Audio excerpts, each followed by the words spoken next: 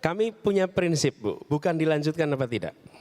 No, menurut kami sudah cukup kita ini ganti, gonta-ganti.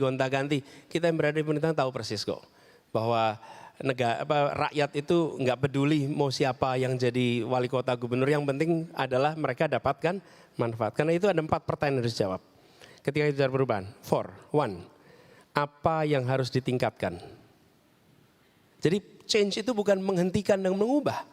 Change itu adalah 4 aspek. 1, apa yang harus ditingkatkan. Jadi bentuk perubahannya apa? Ditingkatkan. Yang kedua, perubahan yang kedua, apa yang harus dikoreksi dari yang dikerjakan sekarang. Ya harus terbuka juga terhadap koreksi. Yang ketiga, apa hal yang harus dihentikan dari yang dikerjakan sekarang. Ini objektif aja nih. Yang keempat, apa hal baru yang harus dimasukkan.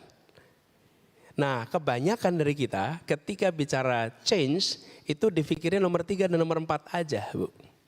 Dan itu menurut saya bahaya. Jangan, kita nanti merasain, saya dulu tugas di Jakarta. Habis itu begitu selesai tugas, ada perubahan. Nggak apa-apa, memang otoritasnya orangnya beda. Tapi kalau prinsip 4 itu dipegang, maka publik yang benefit.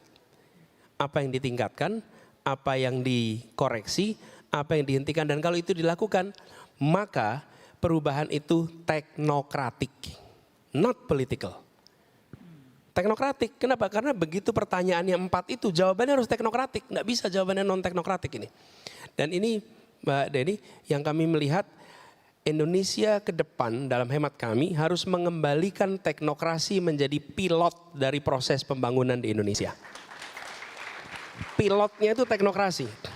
Teknokrasi itu come up dengan option. Nanti political leaders melakukan eksekusi atas pilihan yang diberikan oleh teknokrat. Tapi jangan dibalik. Yang kami khawatirkan itu dibaliknya ke ujung. Saya terusin dikit ya, nggak apa-apa ya. Nih ya. Di ujung gini, si A punya minat investasi bidang ini, diberikan kepada negara, lalu negara kelihatannya menarik, nanti obrolin, kemudian diberikan kepada teknokrat, tolong cari justifikasinya. That's no good.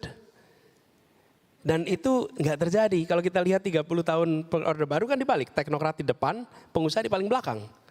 Teknokrat itu menentukan butuh petrokimia, itu kata teknokrat. Butuh industri baja, itu kata teknokrat. Baru kemudian di outline policy-nya, lalu dicari siapa yang mengeksekusi. Yang sering sekarang terjadi terbalik. Yang mau mengeksekusi yang punya ide, berikan kepada negara, negara kasihkan teknokrat, tolong buatkan papernya supaya ini justified. Nah ini yang harus diubah. Nah kalau begitu, itu yang membuat apa? Kemudian ketimpangan itu bisa terjadi. Ini frankly speaking kita ngomong. Dan bukan 1-2 tahun, bukan. Kita bicara tentang kira-kira periode 25 tahun terakhir ini. Ketika teknokrasi tidak selalu di depan. Nah kami melihat pentingnya. Apa syaratnya teknokrasi pindah ke depan? Syaratnya kepemimpinan mempercayai pada ilmu pengetahuan. Syaratnya itu. Baik. Kalau leadershipnya nggak menganggap ilmu pengetahuan penting, pasti nggak akan pakai teknokrasi. Udah pasti itu.